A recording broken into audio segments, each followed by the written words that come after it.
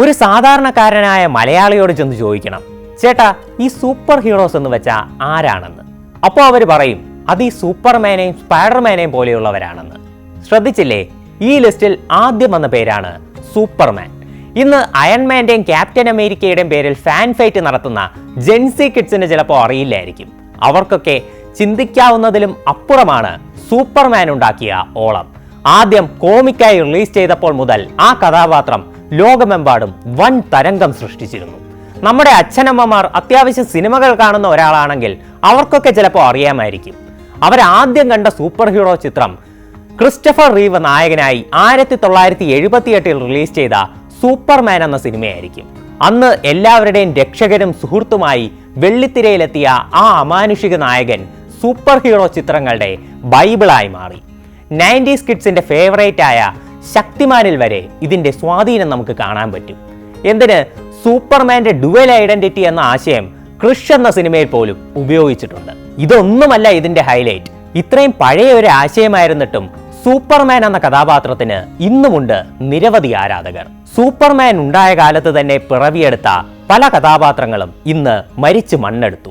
പല കഥാപാത്രങ്ങളെയും ജനങ്ങൾ മറന്നു. ഗൂഗിളിന് പോലും തപ്പിയെടുക്കാൻ പറ്റാത്തത്ര താഴ്ചയിലേക്ക് അവരൊക്കെ പോയി കഴിഞ്ഞു. എന്നാൽ ആരൊക്കെ വന്നിട്ടും പോയിട്ടും സൂപ്പർമാൻ മാത്രം ഒരു വൻ മരമായി ഇന്നും നിലനിൽക്കുന്നുണ്ട്.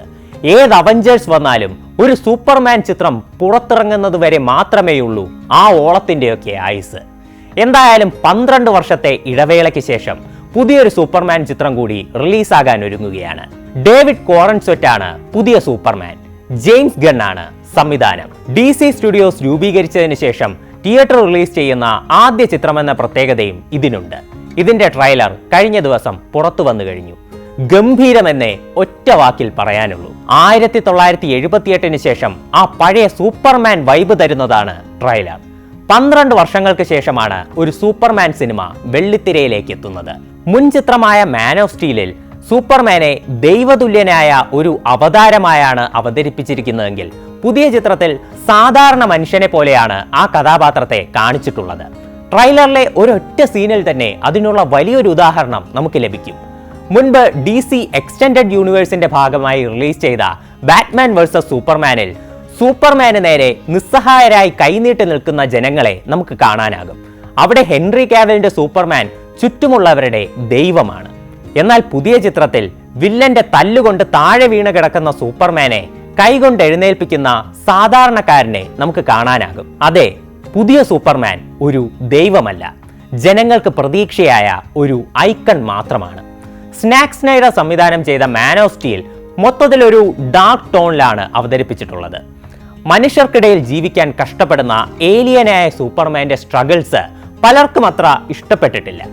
ക്ലൈമാക്സിൽ സൂപ്പർമാൻ വില്ലനെ പച്ചയ്ക്കങ്ങ് കൊന്നുകളയുന്നതും ഒരുപാട് വിമർശനങ്ങൾക്കിടയാക്കി. വളരെ ലൈറ്റ് ടോണിൽ കളിയും ചിരിയും അതിനോടൊപ്പം തന്നെ ഏത് വില്ലനെ നേരിടാനുള്ള ധൈര്യവുമൊക്കെയായി സ്ക്രീനിലെത്തിയിരുന്ന ആ പഴയ സൂപ്പർമാനെയായിരുന്നു എല്ലാവർക്കും ഇഷ്ടം. എന്നാൽ സൂപ്പർമാൻ എന്ന കഥാപാത്രത്തിന്റെ ജനപ്രീതിയും പോപ്പുലാരിറ്റിയും കാരണം man of steel $670 million box office collection നേടി. എന്നാൽ പിന്നീട് ഒരു നിരാശാകാമുകന്റെ മുഖഭാവത്തോടെ ചിരിക്കാതെ ഗൗരവത്തിൽ നടക്കുന്ന ഹെൻറി കാവലിന്റെ സൂപ്പർമാൻ നിരവധി ട്രോളുകളും വാരിക്കൂട്ടി. എന്തൊക്കെ പറഞ്ഞാലും മാൻ ഓഫ് സ്റ്റീലിന് നിരവധി ഫാൻസും ഉണ്ട് കേട്ടോ. സൂപ്പർമാന്റെ ഇതുവരെ എക്സ്പ്ലോർ ചെയ്യാത്ത ആ ഒരു വശം പലരും എൻജോയ് ചെയ്തിട്ടുണ്ട്. എന്തായാലും ആ അന്ധകാരത്തിന്റെ താഴ്വരയിൽ നിന്ന സൂപ്പർമാന്റെ മുഖത്തേക്ക് കുറച്ച് വെട്ടവും വെളിച്ചവും ഒക്കെ അടിച്ച ഫീലാണ് പുതിയ സിനിമ നൽകുന്നത്. പിന്നെ സംവിധായകനായ ജെയിംസ് ഗണ്ണിനെ പറ്റി പ്രത്യേകം പറയേണ്ട കാര്യമില്ല. 6 സൂപ്പർ ഹിറ്റ് സൂപ്പർ ഹീറോ കണ്ടന്റുകളാണ് ജെയിംസ് ഗൺ സംവിധാനം ചെയ്തത്. Guardians of the Galaxy volume 1, 2 and 3, suicide squad എന്നീ സിനിമകൾ, പീസ് മേക്കർ, ക്രീച്ചർ കമാൻഡോസ് എന്നീ സീരീസുകളെല്ലാം പ്രേക്ഷകരിൽ നിന്ന് മികച്ച അഭിപ്രായങ്ങളാണ് സ്വന്തമാക്കിയത്. ഈ പറഞ്ഞ എല്ലാത്തിന്റെയും അവതരണ ശൈലി ഏറെക്കുറെ സെയിം ആയിട്ടും പ്രേക്ഷകരെ ബോറടിപ്പിക്കാതെ പിടിച്ചിരുത്താൻ ജെയിംസ് ഗൺ എന്ന സംവിധായകന് സാധിക്കുന്നുണ്ട്. സൂപ്പർമാന്റെ ട്രെയിലർ കാണുമ്പോഴും അതേ ശൈലി തന്നെയാണ് ഗൺ ഫോളോ ചെയ്തിരിക്കുന്നതെന്നതും വ്യക്തമാണ്. എന്നാൽ തന്റെ മാസ്റ്റർ പീസ് ശൈലി കൊണ്ട് പ്രേക്ഷകരെ ആവേശം കൊള്ളിക്കാൻ അദ്ദേഹത്തിനാകും. ഗാർഡിയൻസ് ഓഫ് ദ ഗാലക്സിയിൽ ഒരു ആനിമേറ്റഡ് കഥാപാത്രത്തെ ഉപയോഗിച്ച് പ്രേക്ഷകരുടെ കണ്ണ് നനയിച്ച ഉദാഹരണമൊക്കെ നമുക്ക് മുന്നിലുള്ളതാണ്. ഇതുവരെ ജെയിംസ് ഗൺ കൈവച്ചിട്ടുള്ളതൊക്കെ അത്ര പോപ്പുലർ അല്ലാത്ത കോമിക് ബുക്ക് കഥാപാത്രങ്ങളെയാണ്.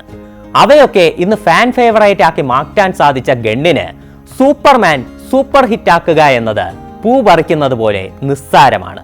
എന്തായാലും കട്ട വെയിറ്റിംഗ് ഫോർ ജൂലൈ 11 പുതിയ സൂപ്പർമാൻ അവതരിക്കാൻ വേണ്ടി.